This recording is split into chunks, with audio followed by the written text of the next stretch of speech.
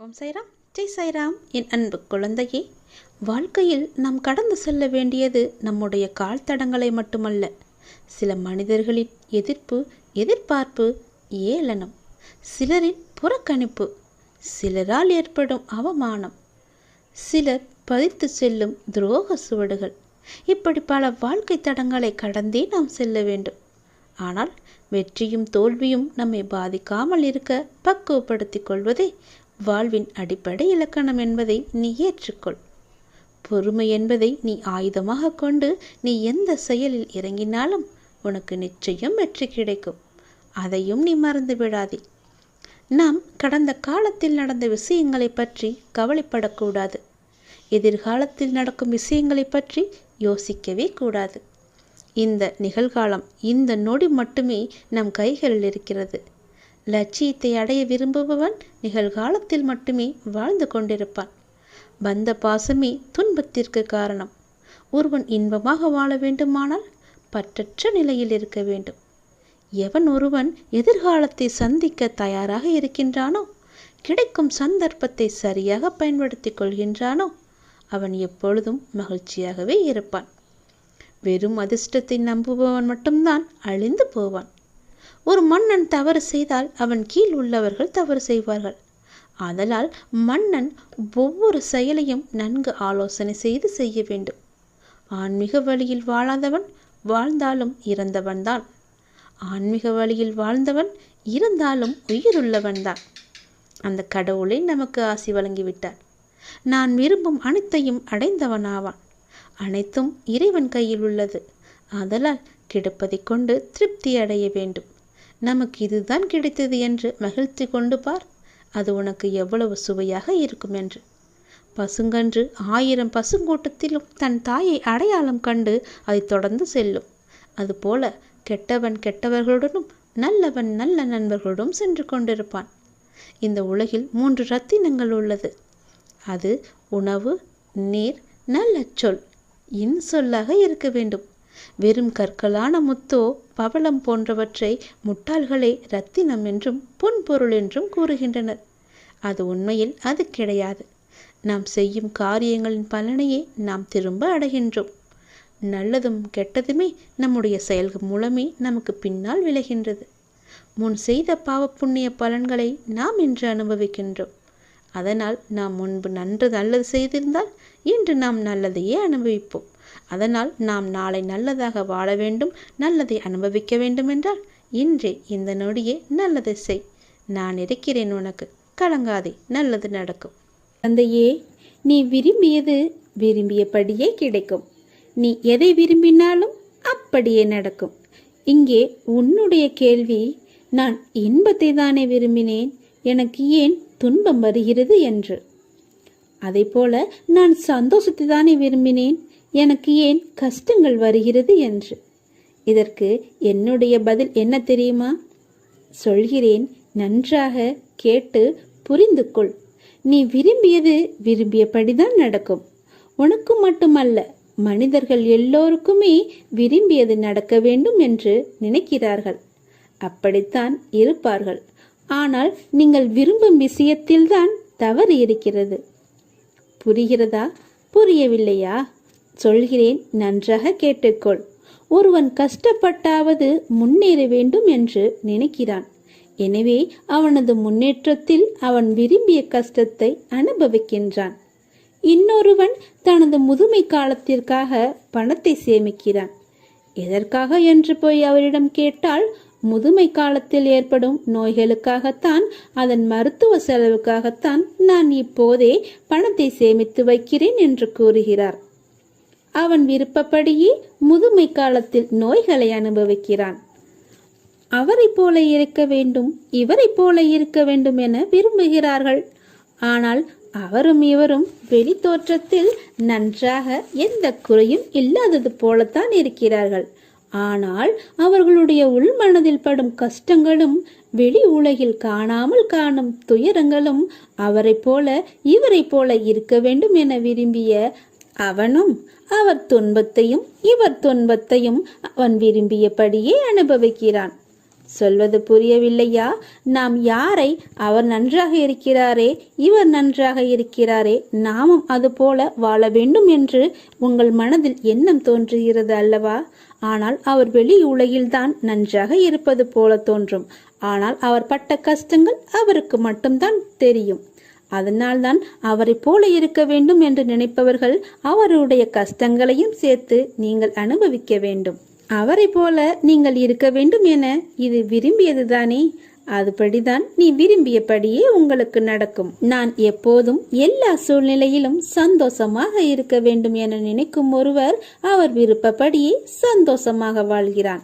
அது இருந்தால்தான் சந்தோஷம், இது இருந்தால்தான் சந்தோஷம் என விரும்பும் ஒருவன் அதுவும் இதுவும் கிடைக்கும் வரை தன்னுடைய சந்தோஷத்தை ஒத்திவைத்தே வாழ்க்கையை அனுபவிக்கிறான். பிச்சை எடுத்துதான் பிழைக்க வேண்டும் என கூறும் மனிதன் பிச்சை எடுத்துதான் ஆக வேண்டும். இவ்வாறாக மனிதன் எல்லா நன்மையிலும் ஒரு தீமையை உட்புகுத்தி அதை விரும்பவும் ஆரம்பிக்கின்றான். விருப்பப்படி விரும்பியபடி இருப்பதுதானே இன்பமாகும். நீ எதை விரும்புகின்றாயோ, எதை நோக்கி உன்னுடைய எண்ணங்கள் பாய்கின்றதோ அதுவே இங்கு நடக்கின்றது. அப்படி இருந்தால்தான் இன்பம், இப்படி இருந்தால்தான் இன்பம் என்று நீ விரும்பியதால் தான் உன் விருப்பப்படி நடக்கின்றது. ஆனால் நீ விரும்பியது நடக்கும்போது அது இன்பமாகவே நீ உணர்வதில்லை. அதாவது எதை எந்த கோணத்தில் அணுகினாலும் அந்த கோணத்தில் பிரதிபலிப்பதுதான் இந்த வாழ்க்கை. எனவே நீ மாற்றிக்கொள்ள வேண்டியது உன் விருப்பத்தை அல்ல, உன்னுடைய சிந்தனைகளை. சற்று சிந்தித்து பார்த்து உன்னுடைய விருப்பங்கள் எல்லாவற்றையும் எதிர்மறை வார்த்தைகளை புகுத்தாமல் நேர்மறையான எண்ணமாக மாற்றிக்கொள். கஷ்டப்பட்டுதான் முன்னேற வேண்டும் என்பது உன் விருப்பம். நிச்சயம் முன்னேறலாம் என நினைத்துக்கொள். தடைகளை எல்லாம் தாண்டிதான் முன்னேற வேண்டும் என்ற எண்ணம் வேண்டாம். தடையில்லாமல் முன்னேற வேண்டும் என நினைத்துக்கொள். தடையில்லாமல் முன்னேறுவேன் என உன் விருப்பத்தை மாற்றிக்கொள். தடைகள் வந்தாலும் அது உன்னை பாதிக்காது. நான் சொன்னதை புரிந்து கொண்டாயா? இது புரியவில்லை என்றால் மீண்டும் ஒரு முறை இதை அமைதியாக கேள். இந்த வாழ்க்கை அர்த்தங்களை புரிந்து கொண்டால் உன் வாழ்க்கையில் நீ விரும்பியது விரும்பியபடியே நடக்கும். அதை நீ சரியாக விரும்ப வேண்டும் என்பதுதான் உன் வேலை இங்கு. ஏனென்றால் உன் வாழ்க்கை எப்போதும் எண்ணங்களை மட்டும்தான் பிரதிபலிக்கின்றது. நீ எதை அணுகுகிறாயோ அதுவே கிடைக்கும். எதை விரும்புகிறாயோ அதுதான் கிடைக்கும், அதுதான் நடக்கும். உன் விருப்பத்தை சரியாக எண்ணிக்கொள், சரியாக விரும்பிக்கொள். இதை புரிந்து கொண்டு உன் விருப்பங்களை உன் விருப்பப்படியே நிறைவேற்றிக்கொள். நீ விரும்பியதுதான் நடக்கும். நீ விரும்பியபடி உன் விருப்பம் நிறைவேற நான் உன்னை ஆசிர்வதிக்கிறேன். வாழ்க்கையில் நாம் கடந்து செல்ல வேண்டியது நம்முடைய கால் தடங்களை மட்டுமல்ல, சில மனிதர்களின் எதிர்ப்பு, எதிர்பார்ப்பு, ஏளனம், சிலரின் புறக்கணிப்பு, சிலரால் ஏற்படும் அவமானம், சிலர் பதித்து செல்லும் துரோக சுவடுகள், இப்படி பல வாழ்க்கை தடங்களை கடந்தே நாம் செல்ல வேண்டும். ஆனால் வெற்றியும் தோல்வியும் நம்மை பாதிக்காமல் இருக்க பக்குவப்படுத்திக் கொள்வதே வாழ்வின் அடிப்படை இலக்கணம் என்பதை நீ ஏற்றுக்கொள். பொறுமை என்பதை நீ ஆயுதமாக கொண்டு நீ எந்த செயலில் இறங்கினாலும் உனக்கு நிச்சயம் வெற்றி கிடைக்கும். அதையும் நீ மறந்து விடாதே. நாம் கடந்த காலத்தில் நடந்த விஷயங்களை பற்றி கவலைப்படக்கூடாது. எதிர்காலத்தில் நடக்கும் விஷயங்களை பற்றி யோசிக்கவே கூடாது. இந்த நிகழ்காலம், இந்த நொடி மட்டுமே நம் கைகளில் இருக்கிறது. லட்சியத்தை அடைய விரும்புபவன் நிகழ்காலத்தில் மட்டுமே வாழ்ந்து கொண்டிருப்பான். பந்த பாசமே துன்பத்திற்கு காரணம். ஒருவன் இன்பமாக வாழ வேண்டுமானால் பற்றற்ற நிலையில் இருக்க வேண்டும். எவன் ஒருவன் எதிர்காலத்தை சந்திக்க தயாராக இருக்கின்றானோ, கிடைக்கும் சந்தர்ப்பத்தை சரியாக பயன்படுத்திக் கொள்கின்றானோ, அவன் எப்பொழுதும் மகிழ்ச்சியாகவே இருப்பான். வெறும் அதிர்ஷ்டத்தை நம்புபவன் மட்டும்தான் அழிந்து போவான். ஒரு மன்னன் தவறு செய்தால் அவன் கீழ் உள்ளவர்கள் தவறு செய்வார்கள். ஆதலால் மன்னன் ஒவ்வொரு செயலையும் நன்கு ஆலோசனை செய்து செய்ய வேண்டும். ஆன்மீக வழியில் வாழாதவன் வாழ்ந்தாலும் இறந்தவன்தான். ஆன்மீக வழியில் வாழ்ந்தவன் இருந்தாலும் உயிருள்ளவன்தான். அந்த கடவுளை நமக்கு ஆசி வழங்கிவிட்டார். நான் விரும்பும் அனைத்தையும் அடைந்தவனாவான். அனைத்தும் இறைவன் கையில் உள்ளது. ஆதலால் கிடைப்பதை கொண்டு திருப்தி அடைய வேண்டும். நமக்கு இதுதான் கிடைத்தது என்று மகிழ்ச்சி கொண்டு பார். அது உனக்கு எவ்வளவு சுவையாக இருக்கும் என்று. பசுங்கன்று 1000 பசுங்கூட்டத்திலும் தன் தாயை அடையாளம் கண்டு அதை தொடர்ந்து செல்லும். அதுபோல கெட்டவன் கெட்டவர்களுடனும் நல்லவன் நல்ல நண்பர்களுடன் சென்று கொண்டிருப்பான். இந்த உலகில் 3 ரத்தினங்கள் உள்ளது. அது உணவு, நீர், நல்ல சொல், இன்சொல்லாக இருக்க வேண்டும். வெறும் கற்களான முத்தோ பவளம் போன்றவற்றை முட்டாள்களே ரத்தினம் என்றும் பொன்பொருள் என்றும் கூறுகின்றனர். அது உண்மையில் அது கிடையாது. நாம் செய்யும் காரியங்களின் பலனையே நாம் திரும்ப அடைகின்றோம். நல்லதும் கெட்டதுமே நம்முடைய செயல்கள் மூலமே நமக்கு பின்னால் விளைகின்றது. முன் செய்த பாவ புண்ணிய பலன்களை நாம் இன்று அனுபவிக்கின்றோம். அதனால் நாம் முன்பு நல்லது செய்திருந்தால் இன்று நாம் நல்லதையே அனுபவிப்போம். அதனால் நாம் நாளை நல்லதாக வாழ வேண்டும், நல்லதை அனுபவிக்க வேண்டும் என்றால் இன்றே இந்த நொடியே நல்லதை செய். நான் இருக்கிறேன் உனக்கு, கலங்காதே, நல்லது நடக்கும். எல்லாம் மாறும். நீ நினைத்தது அப்படியே நடக்கும். நீ விரும்பியது அப்படியே உனக்கு கிடைக்கும். நீ ஆசைப்பட்டது போலவே எல்லாம் மாறும். நீ விரும்பிய வாழ்க்கையே உனக்கு கிடைக்கும். உன்னுடைய தற்போதைய நிலை மாறி மிக மிக அழகான ஒளிமயமான வாழ்க்கை உன்னை தேடி வரும். எதற்கும் கலக்கமடையாதே. உனக்கு நல்லது நடந்தே தீரும். கற்கண்டு போல இனிக்கும் உன்னுடைய வாழ்க்கை. தித்திப்பாகவே மாறும் உன் வாழ்க்கை. சந்தோஷமாகவே எப்பொழுதும் இருக்கும் உன் வாழ்க்கை. நீ நன்றாகவே இருப்பாய். கவலையே படாதே. இனி நினைத்தது மட்டும்தான் நடக்கும். ஒருவர் நம் மீது கொண்ட பொறாமையால் மனதை காயப்படுத்தி சில சொற்களை கூறினாலும், நாம் தவறே செய்யாமல் நம் மீது பழிச்சொல் கூறினாலும் அவர்களை நீ கோபிக்க வேண்டாம். புரிகிறதா? அவர்கள் மீது துவேஷமும் வேண்டாம். நாம் பதிலுக்கு அவர்களை காயப்படுத்தவும் வேண்டாம். நம்மை காயப்படுத்துவதால் அவர்கள் தாமாகவே விரும்பி நம்முடைய கர்மாவை தங்கள் கைகளில் ஏந்தி கொண்டு செல்கிறார்கள். குரோதமும் துவேஷமும் பொறாமையும் பழிவாங்கும் உணர்வும் நம்மில் எழுந்தால் அடுத்தடுத்த ஜென்மங்களில் அதற்குண்டான பலனை நாம் தான் அனுபவிக்க வேண்டும். அதனால் தான் சொல்கின்றேன், நம்மை பற்றி யார் என்ன சொன்னாலும் தண்ணீரை போல இருக்க நாம் கற்றுக்கொள்ள வேண்டும். தண்ணீர் தம்மிடம் கலக்கும் எந்த வர்ணத்தையும் ஏற்றுக்கொண்டு அந்த வர்ணமாகவே தோற்றமளிக்கும் தன்மையுடையது. இறைத்தன்மையும் இதுவே ஆகும். அதனால் நம்மை பற்றி யார் என்ன சொன்னாலும் தண்ணீரை போல இருக்க நீ கற்றுக்கொள். யார் நம்மீது பொறாமை கொண்டு தேவையற்ற வார்த்தைகளை வீசினாலும் அந்த வார்த்தைகளை காது கொடுத்து கேட்காதே. திரும்ப அவர்கள் மீது பழி போடாதே. எந்த ஒரு எதிர்மறையும் அவர்களிடம் இருந்து வந்தால் அவர்களை நீ தூர தள்ளி வைத்தால் மட்டும் போதும். தூரமாக தள்ளி வைத்துவிட்டு அவர்களிடமிருந்து நீ விலகி இருப்பதுதான் உனக்கும் நல்லது, உன் எதிர்கால வாழ்க்கைக்கும் நல்லது. இது எல்லாம் நடந்தால் மட்டுமே எல்லாம் மாறும். நீ நினைத்ததும் நடக்கும். உன் தற்போதைய நிலைமை எல்லாம் மாறி மிக அழகான ஒளிமயமான வாழ்க்கை உன்னை தேடி வரும். கலங்காமில்லாமல் குழப்பமில்லாமல் தெளிவாக இரு. உனக்கு நல்லது நடக்கும். கற்கண்டு போலவே உன் வாழ்க்கை சந்தோஷமாக இனிப்பாக தித்திப்பாகவே இருக்கும். நீ நன்றாக வாழப்போகின்றாய். நீ நினைப்பது நல்லதாக இருக்கும்போதும் நடத்தி கொடுப்பதும் நான் அல்லவா? அதனால் நடப்பதும் நல்லதாகவே இருக்கும். துன்பம் எல்லாம் தீர்ந்து என்னுடைய அருளால் உன் வாழ்க்கையில் பல நல்லதுகள் இனி நடக்கப் போகின்றது. விதி என்று எதையும் நீ விட்டு விடாதே. அப்பாவிடம் தொடர்ந்து வேண்டு. விதிக்கும் விதிவிலக்கு என்று நான் ஒன்று வைத்திருக்கிறேன். அது உனக்கு வேலை செய்யும். உன் தலையெழுத்தும் மாறும். நான் சொல்வது போலவே செய்தால் உன் வாழ்க்கை மிக நன்றாகவே இருக்கும். நினைத்தது நடக்கும், கேட்டது கிடைக்கும், விரும்பியது வரும், ஆசைப்பட்டது எல்லாம் நடக்கும். உன் அப்பாவின் வாக்கு நிச்சயம் உனக்கு மட்டுமே பலிக்கும். நம்முடைய வேண்டுதல் நிறைவேறவில்லை என்ற ஏக்கமே நம்மிடம் அதிகம் இருக்கிறது. நான் சொல்வது போலவே செய்து பார். ஒரு மண்டலத்தில், அதாவது 48 நாட்களுக்குள் நிச்சயம் உன்னுடைய வேண்டுதல் நிறைவேறியே தேரும். நான் சொல்வது போலவே உடனே செய்துவிடு. கோவிலில் சாமி முன் இந்த முறைப்படி நாம் பிரார்த்தனை செய்தால் நிச்சயம் நடக்கும். நீ நினைத்தது நிச்சயம் நடக்கும்.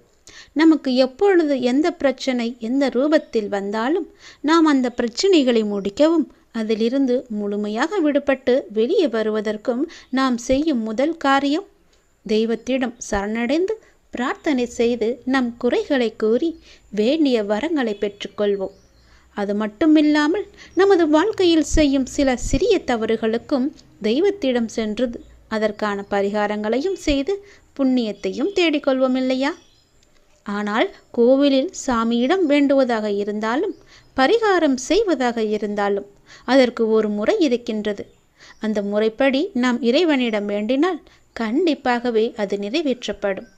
அந்த முறைப்படி பரிகாரம் செய்தாலும் தெய்வம் அதை முழுமையாக ஏற்றுக்கொள்ளும். அதனால் இன்று கோவிலில் தெய்வத்தின் முன் எப்படி பிரார்த்தனை செய்வது, வேண்டுவது பற்றி தான் நாம் இந்த ஆன்மீகம் குறித்த செய்தி தொகுப்பில் காண இருக்கின்றோம். கோவிலுக்கு சென்றால் தெய்வம் முன் மண்டியிட்டு வேண்டு என்ற நிறைய பேர் சொல்லி நாம் கேள்விப்பட்டிருப்போம் இல்லையா? ஆனால் நம்மில் எத்தனை பேர் இந்த முறையில் தெய்வம் முன் மண்டியிட்டு வேண்டியிருக்கின்றோம் என்பது நமக்கு தெரியாது. ஆனால் அடுத்த முறை நீங்கள் குலதெய்வ கோயிலுக்கு சென்றாலும் அல்லது வேறு ஏதாவது உங்களுக்கு பிடித்த தெய்வத்துடைய கோவிலுக்கு சென்று வேண்டினாலும் தெய்வத்தின் முன் முட்டி போட்டு உங்கள் பிரார்த்தனைகளை வையுங்கள். நீங்கள் தெய்வத்தின் சன்னிதானத்திற்கு முன்பு மண்டி போட்டு உங்கள் இரு கைகளையும் ஏந்தி உங்களுடைய பிரச்சனையை, குறைகளை கடவுளிடம் சொல்லி வேண்டிய வரங்களை பெற்றுக்கொள்ளுங்கள். இப்படி முட்டி போட்டு வேண்டினாலும் தெய்வம் நாம் கேட்டதை உடனே கொடுக்கும் என சொல்லப்படுகிறது. இப்படி நீங்கள் எந்த தெய்வத்தின் கோவிலுக்கு சென்றாலும் முழங்கால் முட்டு போட்டு மண்டியிட்டு உங்களின் இரு கைகளையும் ஏந்தி வேண்டுதல் வைக்கும்போது உங்களுடைய வேண்டுதலை சீக்கிரமாகவே ஏற்றுக்கொள்வார். அதே நேரம் அந்த வேண்டுதல் சீக்கிரம் தெய்வத்தால் நிறைவேற்றியும் தரப்படும் என்பது காலம் காலமாக மக்களிடம் உள்ள நம்பிக்கை. நீங்கள் நிறைய கோவில்களில் சில தெய்வத்திற்கு வேண்டுதல் வைத்து முழங்கால் மண்டியிட்டு கோவிலை சுற்றி வலம் வருவார்கள். கோவில் படியேறி தங்களுடைய நேர்த்திக்கடனை செலுத்துவார்கள். இப்படி எல்லாம் கூட தெய்வத்திற்கு பிரார்த்தனை செய்யலாம்.